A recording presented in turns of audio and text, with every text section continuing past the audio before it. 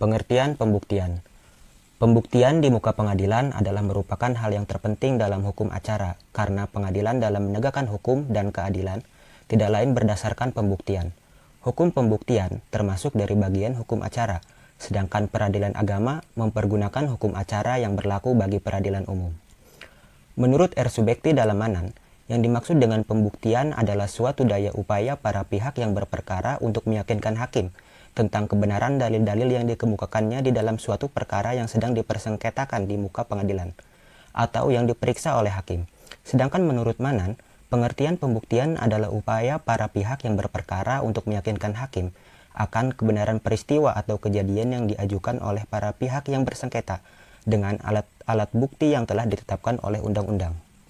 Adapun menurut Ahmad Ali, pembuktian adalah upaya yang dilakukan oleh para pihak untuk menyelesaikan persengketaan mereka atau untuk memberi kepastian tentang peristiwa hukum tertentu dengan menggunakan alat bukti yang ditentukan hukum, sehingga dapat dihasilkan suatu penetapan atau putusan pengadilan.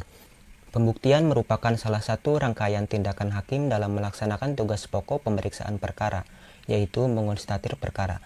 Adapun tugas pokok hakim dalam pemeriksaan perkara yang dilakukan secara berturut dan sistematis, yaitu pertama mengonstatir perkara, yaitu melihat benar tidaknya peristiwa dan fakta-fakta yang diajukan pihak-pihak yang berperkara sebagaimana halnya pembuktian.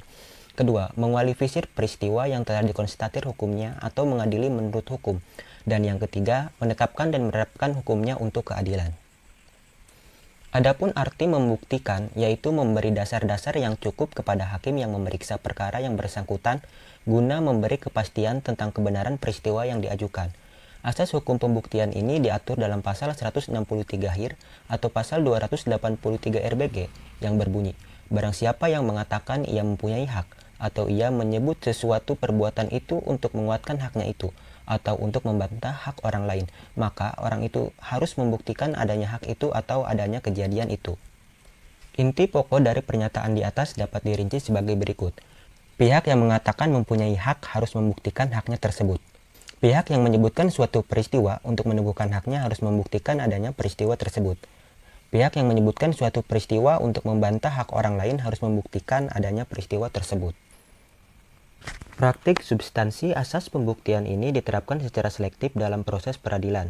Dalam artian, tidak semua fakta-fakta hukum harus dibuktikan di persidangan. Adapun fakta-fakta hukum yang tidak harus dibuktikan di persidangan mencakup mengenai hal-hal. Pertama, apabila pihak tergugat atau para tergugat mengakui kebenaran surat gugatan penggugat atau para penggugat.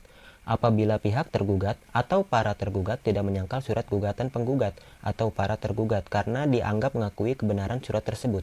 Apabila salah satu pihak melakukan sumpah pemutus. Dan yang terakhir, apabila majelis hakim atau hakim karena jabatannya dianggap telah mengetahui fakta-faktanya. Maksudnya, majelis hakim atau hakim karena jabatannya dianggap telah mengetahui fakta-fakta tertentu dan kebenaran fakta-fakta ini dianggap telah diketahui oleh majelis hakim.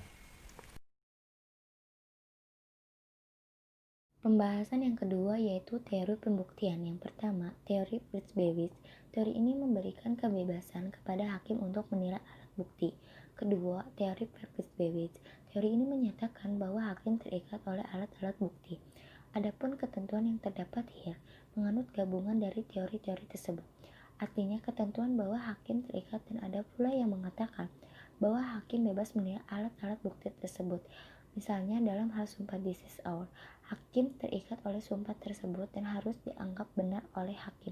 Sedangkan contoh hakim bebas menilai alat bukti yaitu dalam menilai alat bukti saksi. Pada umumnya, sepanjang undang-undang tidak mengatur sebaliknya, hakim bebas untuk menilai pembuktian. Berhubung hakim dalam menilai pembuktian dapat bertindak bebas atau diikat oleh undang-undang, maka tentang hal tersebut timbul 3 teori, yakni pertama, teori pembuktian bebas.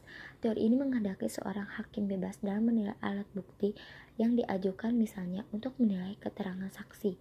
Hakim bebas untuk menilainya sebagaimana yang terdapat dalam pasal 172 HIR atau pasal 308 RBG dan 1908 KUHP Perdata.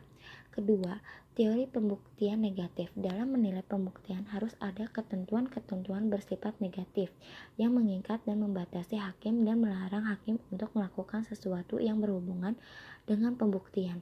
Misalnya, ketentuan 169 Hil atau pasal 306 RBG dan 1906 KUHP Perdata bahwa keterangan seorang saksi saja tidak boleh dipercaya oleh hakim.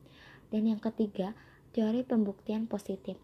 Di samping adanya larangan bagi hakim juga mengharuskan adanya perintah kepada seorang hakim untuk menilai lain selain apa yang dikemukakan pihak, misalnya ketentuan pasal 165 Hil atau pasal 285 RBG dan pasal 1870 KUHP Perdata, bahwa pembuktian dengan surat akta otentik dianggap bukti yang sempurna yang harus diterima. Macam-macam alat bukti. Alat bukti yang dapat dipergunakan dalam persidangan pengadilan agama terdiri atas 5 macam, yaitu 1. Alat bukti surat atau alat bukti akta. 2. Alat bukti saksi. 3. Alat bukti persangkaan. 4. Alat bukti pengakuan. 5. Alat bukti sumpah. 1. Alat bukti surat atau akta.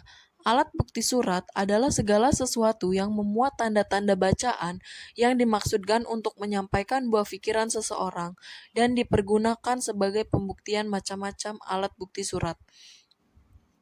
Akta, yaitu suatu tulisan yang memang dengan sengaja dibuat untuk dijadikan bukti tentang suatu peristiwa dan ditandatangani. Dengan demikian, maka unsur-unsur yang penting untuk suatu akta adalah kesengajaan untuk menciptakan suatu alat bukti tertulis dan penandatanganan tulisan itu. Macam-macam akta ada 3. 1. Akta otentik.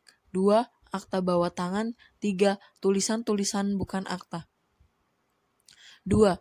Alat bukti saksi. Kesaksian yaitu alat bukti yang diberitahukan secara lisan dan pribadi oleh saksi yang tidak memihak dalam perkara tersebut untuk memberikan kepastian kepada hakim di muka persidangan tentang peristiwa yang dipersengketakan. Dengan demikian, unsur yang harus ada pada alat bukti kesaksian adalah 1. Keterangan saksi itu diucapkan sendiri oleh saksi secara lisan di muka persidangan. 2. Tujuan kesaksian untuk memberikan kepastian kepada hakim tentang peristiwa yang dipersengketakan. 3. Saksi tidak merupakan salah satu pihak yang berperkara. 3. Alat bukti persangkaan. Persangkaan adalah bukti kesimpulan oleh undang-undang atau hakim yang ditarik dari peristiwa yang terkenal ke arah suatu peristiwa yang tidak terkenal. Sedangkan Pitlow berpendapat bahwa persangkaan adalah uraian hakim dengan mana hakim dari fakta yang terbukti menyimpulkan fakta yang tidak terbukti. 4. Alat bukti pengakuan.